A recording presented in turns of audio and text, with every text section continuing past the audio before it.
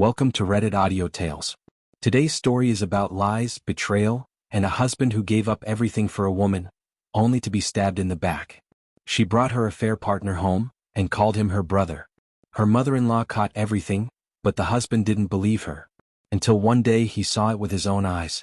Stay till the end, because this revenge is the most satisfying you'll ever hear.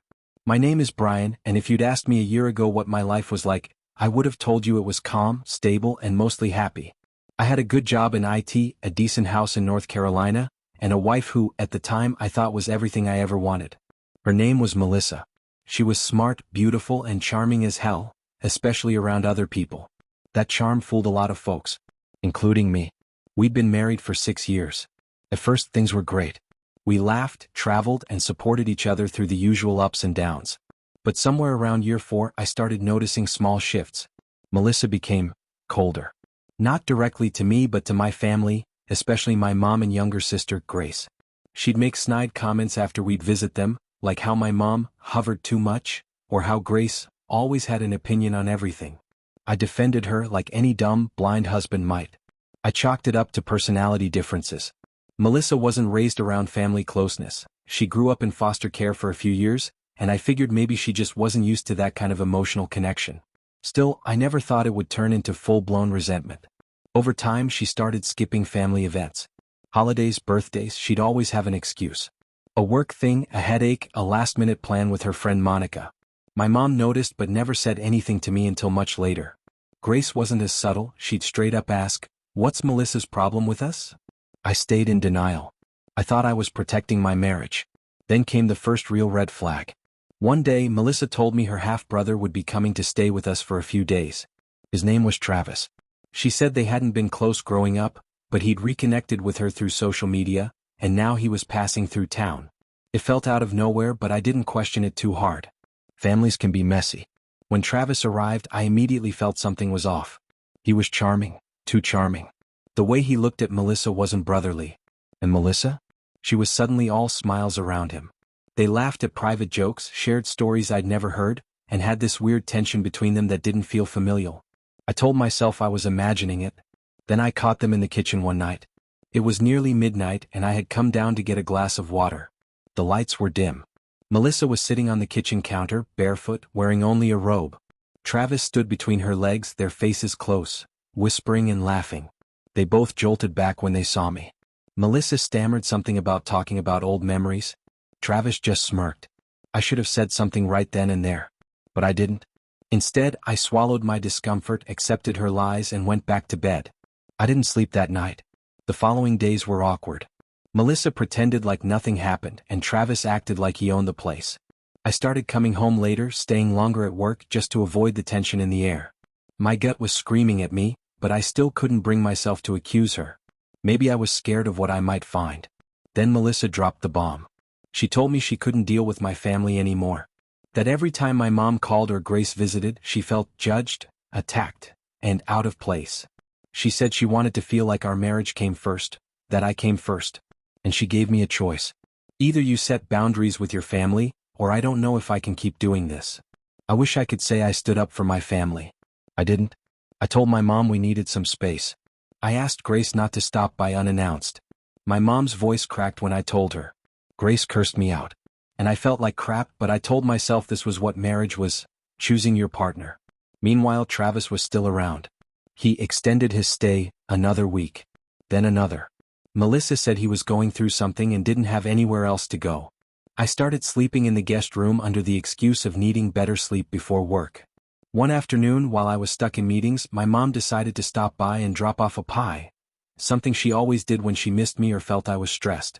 She hadn't visited in weeks because of this space request, but she figured a quick drop-off wouldn't hurt. She knocked. No answer. But the door was slightly ajar. She stepped in, called out. No one responded. Then she heard it, noises upstairs.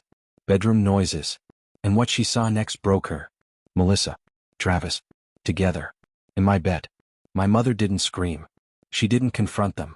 She turned and walked straight out. That evening she called me. I was driving home when I picked up. Brian, she said quietly, I went to drop off something today. Melissa was in bed with Travis. I saw them with my own eyes. My heart stopped. But instead of believing her, I got angry. I accused her of lying. I told her she was trying to destroy my marriage. I shouted, told her to stay out of my life.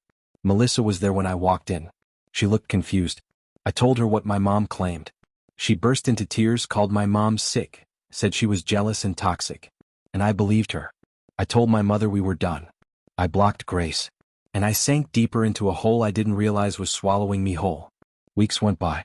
Travis had supposedly left, though Melissa never seemed quite herself. I'd come home to find her on the phone whispering, or smiling at messages she wouldn't show me. Still, I held on to denial like it was the last solid thing in my life. Then one Friday afternoon I came home early from work. I was supposed to be in a training seminar, but it got canceled last minute. I didn't tell Melissa I was coming home. I just pulled into the driveway, excited to surprise her with dinner plans. As soon as I walked in, I knew. The living room was empty, but there were shoes by the door that weren't mine. Travis's. My stomach dropped. I walked up the stairs slowly, heart pounding. And then I heard it. Laughter. Then silence. Then a sound I'll never forget, Melissa moaning his name. I pushed the door open. There they were. Tangled in the sheets. My wife. My brother-in-law. She screamed. Travis looked smug like he didn't even care. I didn't say a word. I turned around and walked out. I drove straight to my mom's. I rang the bell. When she opened the door, I broke down. Right there on the porch. She didn't say, "I told you so." She pulled me in and held me while I cried. Grace arrived soon after and hugged me too. And that night I made a decision. I wouldn't let Melissa win. The very next morning I made a call to a divorce attorney. I wasn't wasting another second letting Melissa manipulate me.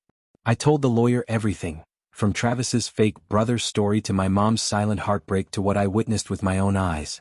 He said with the proof I had, this would be an open and shut case. I started collecting every trace of evidence I could find.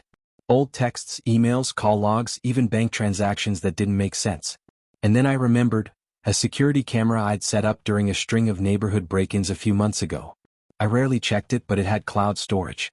I logged in and found hours of footage. Travis sneaking in at night. Melissa letting him in when I was on night shifts.